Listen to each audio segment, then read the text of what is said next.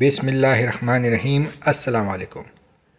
معاشرے میں پھیلے ہوئے ہر عقیدے کے پیچھے کوئی کہانی ہوتی ہے، ہر بات کے پیچھے کچھ داستان چھپی ہوتی ہے، کچھ تو وجہ ہوتی ہے کسی بات کے مشہور ہونے کی، پھر چاہے وہ جھوٹی ہو یا سچی، یا سچ اور جھوٹ کا مکسچر ہو۔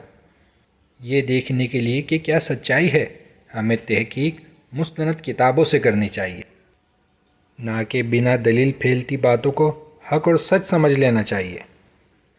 آج کا موضوع بھی ہمارا اسی طرح کے عنوان سے ریلیٹڈ ہے، جو لوگوں میں ماہ سفر کے نام سے مشہور ہے۔ کیا آپ جانتے ہیں ماہ سفر سے متعلق ہمارے معاشرے میں 3 مختلف سوچ و نظریات رکھنے والے گروہ موجود ہیں۔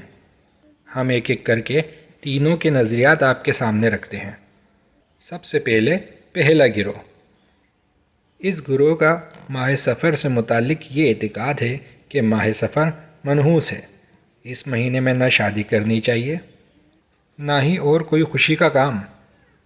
اگر شادی کی تو شادی کامیاب نہیں رہتی، اگر اولاد ہوئی تو وہ نافرمان ہوگی، یا لڑائی جھگڑے رہیں گے۔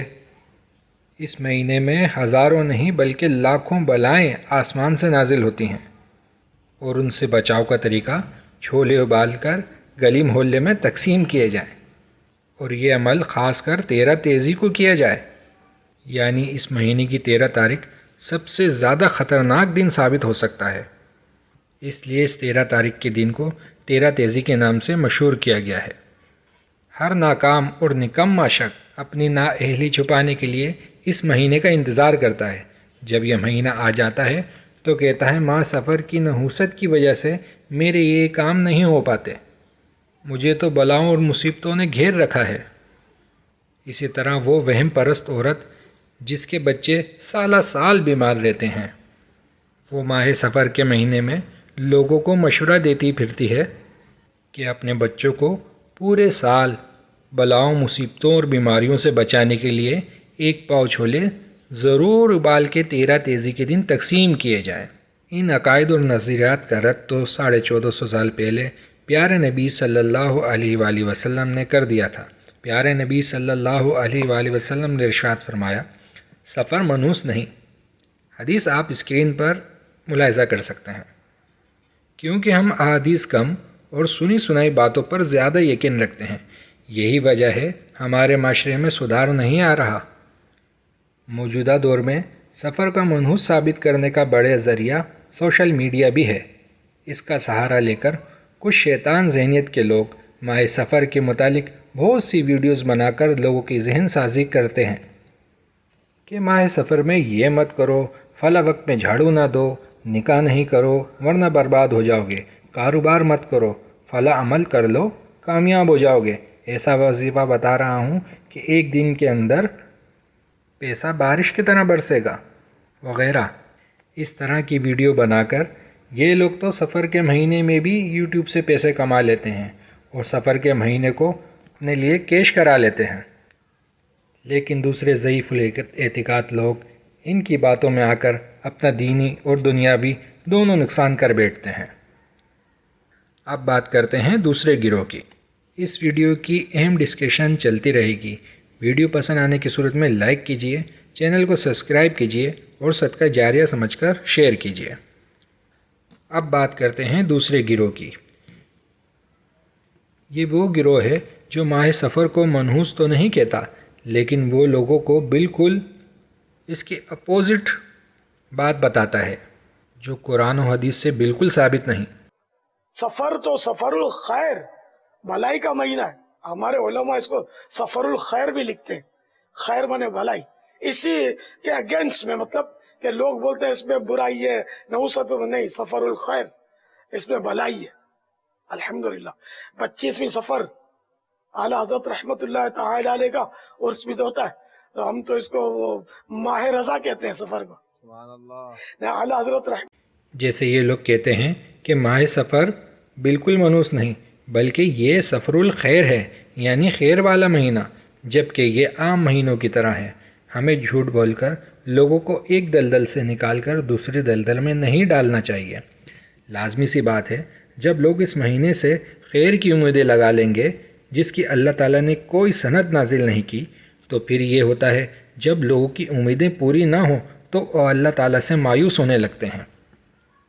یہاں تک کہ وہ غیر مسلم حضرات جو نئے نئے اسلام قبول کرتے ہیں یا اسلام قبول کرنا چاہتے ہیں، تو وہ جیسے ہی یہ سنتے ہیں کہ ماہ سفر تو سفر الخیر ہے، تو وہ پہلے ہی اپنی لائف میں اس مہینے کو لے کر پریکٹیکل شروع کر دیتے ہیں کہ واقعی مہینے میں خوشیاں ہیں، خیر و برکت ہے، اور جب ایسا نہیں ہوتا تو وہ سمجھنے لگتے ہیں اسلام کی باتوں میں کوئی صداقت نہیں، یوں وہ اسلام قبول کرتے ہوئے بھی رک جاتا ہے۔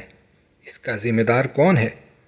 یہ حقیقت ہے کہ ہم جھوٹ کا سہارا لے کر نہ صرف اپنا نقصان کرتے ہیں بلکہ اسلام کی بدنامی کا باعث بھی بنتے ہیں۔ اب بات کرتے ہیں تیسرے گروہ کی۔ یہ وہ گروہ ہے، یہ وہ جماعت ہے جو ماہ سفر کو نہ منحوس کہتی ہے، نہ اسے سفر الخیر یعنی خیر والا مہینہ کہتی ہے۔ اس گروہ کا کہنا ہے کہ یہ عام مہینوں کی طرح کا مہینہ ہے، کیونکہ نبی کریم صلی اللہ علیہ وآلہ وسلم سے اس مہینے کے حوالے سے کچھ بھی ثابت نہیں، سوائے اس تردید کے کہ سفر کا مہینہ منحوس نہیں ہے، اور یہ بات بالکل درست ہے کیونکہ دلائل موجود ہیں۔ اس حدیث سے ہمیں یہ بھی معلوم ہوتا ہے کہ یہ عقیدہ کہ سفر کا مہینہ منحوس ہے 1450 سال سے پہلے کا ہے، جبھی تو نبی کریم صلی اللہ علیہ وسلم نے اس کی تردید کی ہے۔ آئیے اب ہم جاننے کی کوشش کرتے ہیں کہ ایسی کون سی باتیں تھیں جس کی بنا پر ماہ سفر کو لوگوں نے منحوس سمجھ لیا۔ اس کی وجہ اہل علم نے یہ بیان کی ہیں۔ علامہ علیم الدین السخاوی رحمۃ اللہ علیہ فرماتے ہیں، اس مہینے میں لوگ جنگوں اور تجارتی سفروں کے لیے اپنے گھروں سے نکل کھڑے ہوتے تھے، تو وہ کہتے تھے سفر المکان۔ مورخ مسعودی کہتے ہیں کہ اس نام کی وجہ یہ ہے کہ اس مہینے میں یمن میں بازار لگتے تھے جنہیں سفریہ کہا جاتا تھا۔ ان کا عقیدہ تھا کہ اس کی مخالفت کرنے والا بھوکا مر جاتا ہے۔ یہ بھی کہا جاتا ہے کہ اس مہینے میں شہر خالی ہو جاتے ہیں اور لوگ لڑائیوں کے لیے نکل پڑتے ہیں، اسی لیے اسے سفر کہا جاتا ہے، کیونکہ لوگ اس مہینے اپنے مکان خالی کر جاتے تھے۔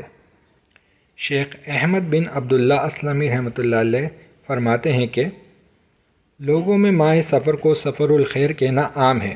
یہ ایسی چیز ہے جو غلطی کا غلطی سے اور جہالت کا جہالت سے رد کرتی ہے۔ بعض لوگوں کو آپ نیک شگون کے طور پر سفر الخیر کہتا دیکھیں گے تاکہ اس سے بدشگونی کی تردید ہو سکے جو اس مہینے سے متعلق پائی جاتی ہے۔ پس یہ اپنی طرف سے جاہلانہ اور بیوقوفی ہے۔ سب سے بڑی دلیل یہ کہ نبی کریم صلی اللہ علیہ وآلہ وسلم اور صحابہ کرام، تابعین اور دیگر سلف صالحین میں سے کسی سے بھی یہ ثابت نہیں کہ انہوں نے ماہ سفر کو سفر الخیر کہا ہو۔ دین اسلام اس قسم کی خرافات سے پاک ہے۔ درود و سلام ہو پیارے نبی صلی اللہ علیہ وآلہ وسلم پر، جنہوں نے اللہ کا سچا دین آج سے 1450 سال قبل پورے کا پورا امت تک پہنچا دیا، جو کتاب و سنت کی شکل میں محفوظ ہے، الحمدللہ۔ اس حوالے سے آخری گزارش یہ ہے کہ ماہ سفر اللہ تعالیٰ کے مہینوں میں سے ایک مہینہ ہے جس کی کوئی مخصوص فضیلت ثابت نہیں، اور نہ ہی یہ ثابت ہے نبی یا آپ کے صحابہ میں سے کسی نے اس مہینے کی کسی مخصوص دن میں عام معمول سے ہٹ کر کوئی مخصوص عبادت مثلا نوافل یا وظائف وغیرہ پڑھے ہوں، یا ان کا حکم دیا ہو، یا اسے آفات اور بلاؤں مصیبتوں کا مہینہ کہا ہو۔ سطور بالا میں جو چیزیں ہم نے بیان کی ہیں، یعنی لوگوں کے خود ساختہ عقائد، وہ سب من گھڑت باتیں ہیں، شریعت میں اس کی کوئی اصل نہیں۔ اللہ تعالی ہمیں صحیح دین کو مستند کتابوں سے سمجھ کر اور اس پر عمل کرنے کی توفیق عطا فرمائے۔ اپنا بہت سا خیال رکھیے۔ اللہ نگہبان۔